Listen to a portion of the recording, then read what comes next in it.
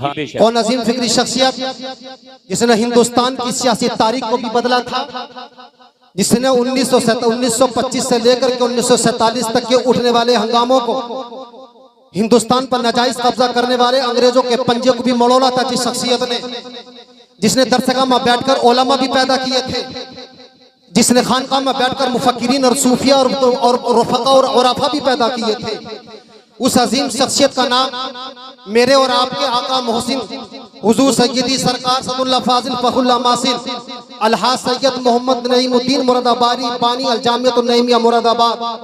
ये कोई ऐसी छोटी मोटी शख्सियत का नाम नहीं है, ये उस शख्सियत का नाम है कि जिसने हिंदुस्तान में, आज के हिंदुस्तान में नहीं, उस वक्त के हिंदुस्तान में, जिस वक्त हिंदुस्तान को यूनाइटेड इंडिया कहा जाता था, हिंदी में जिसको उस वक्त अखंड भारत कहा जाता था, जिसको मुत्तहिदा हिंदुस्तान कहा जाता था, उस वक्त के हिंदुस्तान में आपने एक सुन्नी कॉन्फ्रेंस की बुनियाद डालकर पूरे हिंदुस्तान के चप्पे चप्पे पर मुसलमानों को जगाने की कोशिश की थी।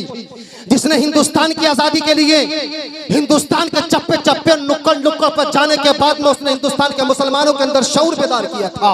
आज जो हम हिंदुस्तान के मुसलमान आजादी की सांस ले रहे हैं, ये किसी और की नहीं, उसी शख्सियत की देन है। अगर सदरुल्लाह फाजिल हिंदुस्तान की सरजमीन पर अगर लाहौर ना गए होते, कराची ना गए होते, संभल अगर ना गए होते, अगर उत्तराखंड ना गए होते, मगरबी उत्तर प्रदेश के अगर कुछ को न छाना होता, तो आज आजादी के साथ हिंदुस्तान के मुसलमान हिंदुस्तान की सरजमीन पर आजादी के साथ सांस नहीं ले रहे होते। मेरे और आपके सबके मोहसिन हिंदुस्तान के बिलइश्तिराक तमाम हिंदुस्तान के मोहसिन आजम का नाम सदरुल्लाह फाजिल है, इल्म की चट्टान का नाम हुजूर सदरुल्लाह फाजिल है। नारे तकबीर, नारे रिसालत, फैज़ाने सदरुल्लाह फाजिल, फैज़ाने साबरी बुलबुल। आज सदरुल्लाह फाजिल को कोई सी भी खान का उठा करके देखिए, आप कोई सा भी इधर उठा कर देखिए, यहाँ से लेकर के पड़ोसी मुल्कों तक, बांग्लादेश में जाइए, भूटान में जाइए, अफगानिस्तान में जाइए, हिंदुस्तान की सरजमीन पर आप जाइए, आप उत्तराखंड में जाइए, झारखंड में जाइए, बिहार में जाइए, किसी भी सूबे में हिंदुस्तान के आप चले जाइए, कोई मदरसा ऐसा नहीं है जहां पर हुजूर सदरुल्लाह फाजिल के बराए रास्त शागिर्द ना हो, उनके शागिर्दों के शागिर्द ना हो। मगर उस अजीम शख्सियत को जिसने अपनी जान हथेली पर लेकर अंग्रेजों के सामने खड़े होकर के बात की थी, जानते थे कि इसी हिंदुस्तान से और इसी मुरादाबाद से उठने वाले अल्लामा काफी ने अंग्रेजों का मुकाबला किया था। अंग्रेजों ने अल्लामा काफी को सूली पर चढ़ा दिया था। सदरुल्लाह फाजिल जानते थे, मगर आपने ऐलान दिया था, अरे मेरी एक की जान चली जाए मगर हिंदुस्तान की सरजमीन पर करोड़ों मुसलमानों की जान को बचाना है।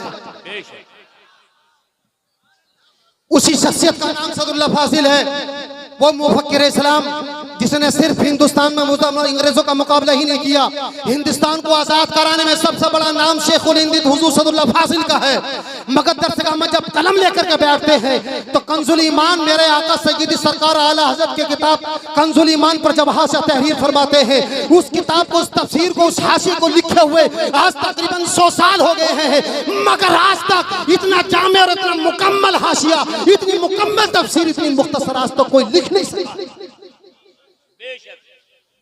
आइए, आप जिनकी बारगाह में हाजिर है, आप ये ना सोचें कि शायद इनकी बात तो कर नहीं रहे हैं, मगर इनके पीरो मुर्शिद का नाम सदरुल्लाह फाजिल है। जहां से इनको फैजान मिला उसका नाम सदरुल्लाह फाजिल है। अरे पीरो मुर्शिद की बात कर दो, मुरीद की बात खुद ब खुद हो जाती है, आकाओं की बात कर दो, गुलामों की बात खुद हो जाती है।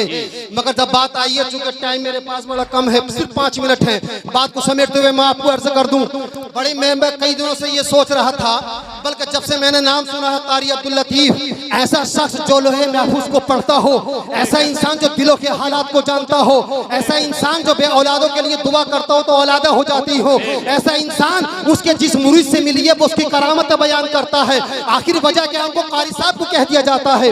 उनकी सीरत और सवाने में मैंने पढ़ा तो उनकी सवाने में लिखा है कि आप इतना बेहतरीन कुरान शरीफ पढ़ते थे, इतने बेहतरीन आप कारी थे कि हिंदुस्तान के बड़े बड़े कारियों में उनके जमाने में उनका शुमार होता होता। मेरठ की सरजमीन पर बहुत बड़ा मुकाबला होता है और मुकाबले में वो लोग जो अपने आप को कहते हैं कि हम सुन्नी नहीं हैं, जो बरेलवी नहीं कहलाते, वो लोग इस स्टेज से उनका नाम क्या लूं, उन्होंने पूरी दुनिया के अंदर ये फैला रखा था। उस जमाने के हिंदुस्तान में, अखंड भारत में, क्या कुरान शरीफ पढ़ना हमारे बच्चे जानते हैं? अरे सुन्नी बरेलवी कुरान शरीफ पढ़ना नहीं जानते। मेरठ की सरजमीन पर मुकाबला होता है कुरान पाक की तिलावत का। यही हुजूर कारी अब्दुल लतीफ मेरठ में पहुंचे। जब आपने कुरान शरीफ पढ़ना शुरू किया तो पढ़ने वालों ने बयान किया है, ऐसा महसूस हो रहा था कि मेरठ की सरजमीन का चप्पा चप्पा, मेरठ की सरजमीन के जानवर, मेरठ की सरजमीन के परिंदे कारी अब्दुल लतीफ के कुरान को सुन रहे हैं। बेशक बेशक, यही बात है। उसी सरजमीन पर एक शख्स से मुलाकात हो जाती है। खानकाह समदिया फफूंदा शरीफ जिला औरैया में बहुत बड़ी अजीम खानकाह है। मेरे उस्ताद गिरामी हज़रत अल्लामा महफूज रजा साहब उस दरसगाह के पढ़े हुए वहां के फैज़ याफ्ता हैं। किसी ने कहा कि आपको मुरीद होना है तो आ जाइए खानकाह समदिया, चलिए बहुत अजीम खानकाह है। वहां पर पहुंचे, वहां के सज्जादा नसीम से गुजारिश की मुझे मुरीद कर लीजिए। उन्होंने कहा कि हमारे बुजुर्गों का तरीका यह है कि आपको मुरीद करने के लिए हमें रात में जाकर के वहां पर आपको रात में जाकर मुकाशफा करना होगा। हमें मजार साहिब मजार से इजाजत मिलेगी तब हम आपको मुरीद करेंगे। उन्होंने कहा ठीक है। जब सुबह होती है तो वहां से हुक्म होता है कि हमने अपने दादा हुजूर से पूछा, उन्होंने ये कहा कि इनका हिस्सा यहाँ पर नहीं है, इनको कलिया शरीफ अलाउद्दीन साबिर पाक की बारगाह में भेज दिया जाए। हुजूर साबिर पाक की बारगाह में कारी अब्दुल लतीफ साहब रहमतुल्लाह तआला ले आते हैं। अभी किसी से मुरीद नहीं हुए, पीर की तलाश में है।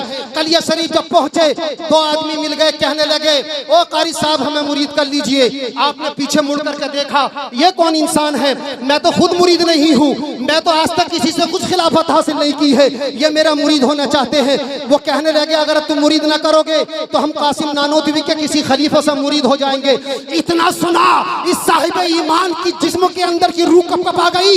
कहने लगे नाना उस शख्स के हाथ में हाथ मत देना, हाथ अगर देना है तो आले रसूल के हाथ दो, या ऐसे इंसान के पीर के हाथ में हाथ दो जो तुम्हें जन्नत तक पहुंचा दे। सुभान अल्लाह, सुभान अल्लाह। कहा कि मुरीद कर लीजिए। मुरीद किया, पीछे मुड़ करके देखा तो वो गायब हो गए। साबिर पाक की बारगाह में पहुंचे, अर्ज किया कि हुजूर गुस्ताखी हो गई, मैं तो खुद यहाँ पर मुरीद होने के लिए आया था, इन लोगों ने ऐसी बात कह दी कि मेरा जिस्म कपकपा गया।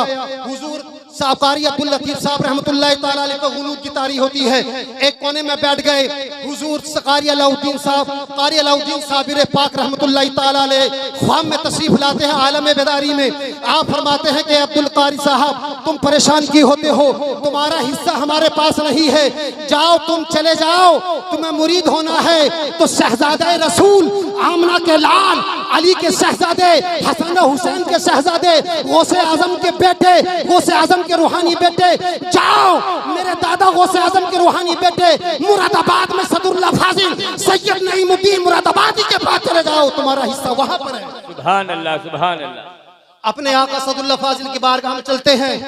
रुड़की से ट्रेन पकड़ी, मुरादाबाद स्टेशन पर पहुंचे। वहां पर उस जमाने में तांगे चलते थे, इक्का चलता था, इक्का वाला आकर के खड़ा हो गया। सीकरी से कारी अब्दुल लतीफ साहब आप ही का नाम है। उसके चेहरे को देखा, चेहरे को देखने के बाद में सोचने लगे न ये मुझे जानता है न मैं इसको जानता हूँ, कैसे मेरा नाम जानता है। उसने कहा कि चलिए आपको सरकार सदरुल्लाह फाजिल बुला रहे हैं। सुभान अल्लाह। इससे पहले कभी भी आपने सरकार सदरुल्लाह फाजिल को नहीं देखा था और ना ही सदरुल्लाह फाजिल ने इनको देखा था। हुजूर साबिर पाक का हुक्म हो रहा है, सदरुल्लाह फाजिल कारी अब्दुल लतीफ को भेजा है उनको मुरीद करने के लिए, और उनको मुरीद कर लो, उनको लेने के लिए किसी खादिम को भेजो। रहनुमाई सरकारें क्लियर से हो रही है, रहबरी सरकारें क्लियर फरमा रहे हैं। हुजूर सदरुल्लाह फाजिल की बारगाह में पहुंचे, जाकर के कहने लगे आप घबराओ मत, कोई बात नहीं है, तुम्हें से दो लोग कलिया शरीफ में दो लोग मुरीद होने के लिए आए थे, वो तुम्हारा इम्तिहान था, वो रिजाले गैब थे, कोई आम इंसान नहीं थे, वो रिजाले गैब थे। ये कहिए कि वो अल्लाह के नेक बंदे थे जिनको अल्लाह तबारक व तआला ने अपना हुक्म देकर के औलिया इकराम के जरिए हमारे पास भेजा। सरकार सदरुल्लाह फाजिल ने मुरीद के खिलाफत इतनी इजाजत अता फरमाई और इजाजत फरमाने के बाद असर की नमाज का वक्त कहा कि कारी साहब नमाज पढ़ाओ। कहा कि हुजूर आप आले रसूल हैं, आपने फरमाया कि तुम्हें दुनिया का तुम्हें अपना इमाम नहीं, आज तुम्हें कौम का इमाम बना करके भेजा जा रहा है। सदरुल्लाह फाजिल फरमाते हैं आज तुम्हें उलमा का इमाम बनाया जा रहा है, आज तुम्हें औलिया का इमाम बनाया जा रहा है। अरे तुम्हें आम इंसानों का नहीं, अरे हिंदुस्तान की सरजमीन के बड़े बड़े औलिया और उलमा का इमाम बनाया जा आ रहा है। सुभान अल्लाह, सुभान अल्लाह। नारे तकबीर, नारे रिसालत, फैजाने साबरी बुलबुल। हुजूर सदुल्लाह फाजिल ने मुरीद के खिलाफत दी और फरमाया कि जाओ। कहने लगे कि हुजूर आपने चिल्ला नहीं कराया, रियाजत मुजाहिदा नहीं कराया। आप फरमाते हैं कारी साहब तुम्हें रियाजत मुजाहिदे की जरूरत नहीं है, तुम्हारे दिल को हमने झांक लिया है। तुम्हारा दिल तो वो है सिर्फ जहाँ पर के आग लगाने की जरूरत थी। अरे तुम्हारी निगाहें जमीन पर नहीं है, तुम्हारी निगाहें अर्शे मुअल्ला का मुताला करती है। आज के बाद तुम लोगों की किस्मतों का मुताला किया करोगे। सुभान अल्लाह, बेशक। सरकार सदुल्लाह फाजिल ने इतना बड़ा इनाम अता फरमाया, कहा कि जाओ लोगों की इमामत करो इसी मगरबी उत्तर प्रदेश में जहां पर औलिया इकराम के तसर्रुफात पर हमले हो रहे थे, जहां पर यहाँ पर औलिया इकराम के ऊपर उनके तसर्रुफात को शिर्क व बिदअत से ताबीर किया जा रहा था, जहां पर अंधेरे ही अंधेरे नजर आ रहे थे। हुजूर सरकार का साबरी बुलबुल कारी अब्दुल लतीफ साहब रहमतुल्लाहि ताला अलैहि यही पर इसी सरजमीन पर आते हैं। जिन गलियों में जाते हैं उन गलियों को रोशन कर देते हैं, जिन राहों में गुजरते हैं उनको ताबनाक कर देते हैं। कैसे भूल जाए सरकार सदुल्लाह फाजिल को जिन्होंने उनको कुंदन बनाया हो, कैसे भूल जाए सदरुल्लाह फाजिल को जिन्होंने उनको एक बेहतरीन समझ करके एक हीरा बना करके कौम को दिया है, जिन्होंने हुजूर सदरुल्लाह फाजिल अली रहमत व रिजवान ने सीने पर हाथ रखा, रखने के बाद कहते हैं कि अली का शहजादा वो तुम्हें सब कुछ अता करता है जो मुझे मेरे दादा सदरुल्लाह फाजिल अली रहमत फरमाते हैं, मुझे जो कुछ मेरे दादा मेरे जद्दे आला हजरत मौलाए कायनात अमीरुल मोमिनीन ने अता किया है, जो मुझे गौसे आजम की बारगाह से मिला है, वो सब कुछ तुमको अता करता हूँ। जाओ तुम रास्ते में जाओ, लोगों की रहमनी और रहबराई करो। सुभान अल्लाह, सुभान अल्लाह। कैसे भूल जाए सदरुल्लाह फाजिल को। मगर बड़े अफसोस की बात है, बड़े बड़े स्टेज लगते हैं, बड़े बड़े जलसे होते हैं, सदरुल्लाह फाजिल का नाम नहीं लिया जाता। लोगों सदरुल्लाह फाजिल को मत भूलिए। सदरुल्लाह फाजिल ने बड़े बड़े इदारे दिए हैं, सदरुल्लाह फाजिल ने हिंदुस्तान की आज़ादी दी है, सदरुल्लाह फाजिल ने बड़े बड़े उलमा दिए हैं, सदरुल्लाह फाजिल ने बड़े बड़े मुहद्दिसीन दिए हैं। मुफ्ती अजमल शाह साहब सदरुल्लाह फाजिल की पैदावार है, इमामुल नहव सदरुल्लाह फाजिल की पैदावार है, इमामुल उलमा सदरुल्लाह फाजिल की तो पैदावार है, इमामुल मुफस्सिरीन सदरुल्लाह फाजिल की पैदावार है। और कारी अब्दुल लतीफ जैसे अपने जमाने के बड़े से बड़े सूफी और उलमा यह हुजूर सदरुल्लाह फाजिल की अता है। जरूरत है कि हुजूर सदरुल्लाह फाजिल को पढ़ा जाए, जरूरत है सदरुल्लाह फाजिल का तज़किरा किया जाए। इसलिए कि जब हुजूर अपने वक्त का इमाम, अपने वक्त का मुजद्दिद, जब सय्यदी सरकार आले हज़रत की बारगाह में हुजूर सदरुल्लाह फाजिल हाजिर होते हैं तो आले हज़रत अपना कलम छोड़कर, अपनी तहरीर छोड़कर के सदरुल्लाह फाजिल के इस्तकबाल के लिए खड़े हो जाते हैं। उसका नाम सदरुल्लाह फाजिल है। सुभान अल्लाह, सुभान अल्लाह।